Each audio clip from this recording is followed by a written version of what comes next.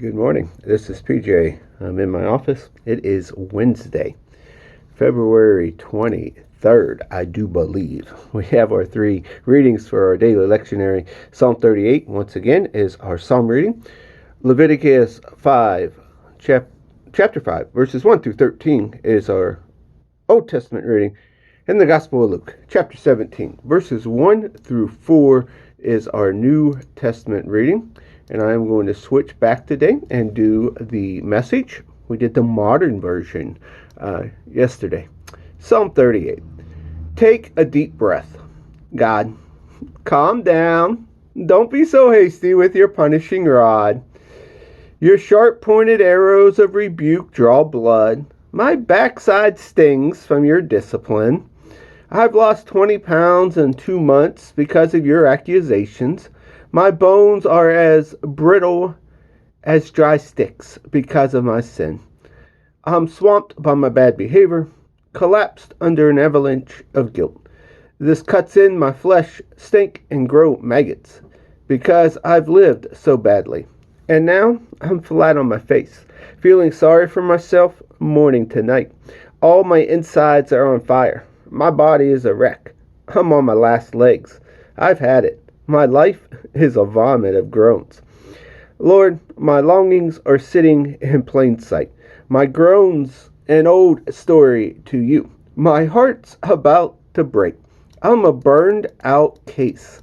Cataracts blind me to God, and good old friends avoid me like a plague.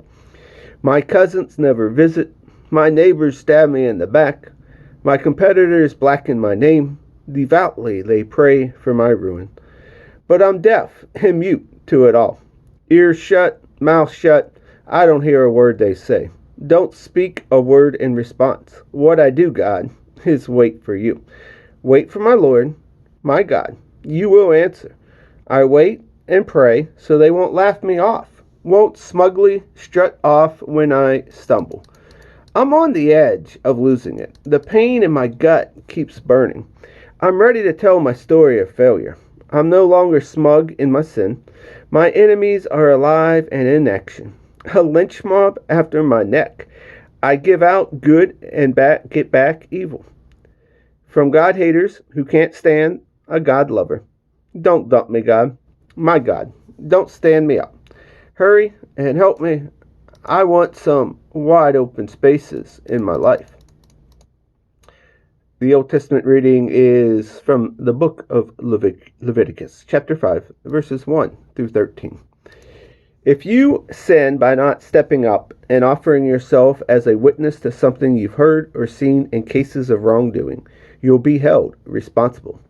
Or if you touch anything ritually unclean, like the carcass of an unclean animal, wild or domestic, or a dead reptile, and you weren't aware of it at the time, but you contaminated, and you're guilty. Or if you touch human uncleanness, any sort of ritually contaminating uncleanness, and you're not aware of it at the time, but later you realize it, you're guilty.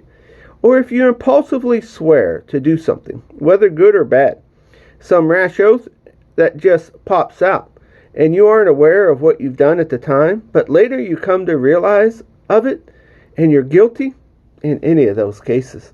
When you are guilty, immediately confess that sin that you've committed, and bring as your penalty to God for the sin you have committed a female lamb or a goat from the flock of the absolution offering. In this way, the priest will make an atonement for your sin. If you can't afford a lamb, bring as your penalty to God for the sin you have committed 2 doves or 2 pigeons, one for the absolution offering and the other for the whole burnt offering. Bring them to the priest, who will first offer the one for the absolution offering. He'll wring its neck but not sever it, splash some of the blood of the absolution offering against the altar, and squeeze the rest of it out at the base. It's an absolution offering. He'll then take the second bird and offer it as a whole burnt offering, following the procedures step by step. In this way, the priest will make atonement for your sin, and you're forgiven. If you can't afford the 2 doves or pigeons, bring 2 quarts of fine flour for your absolution offering.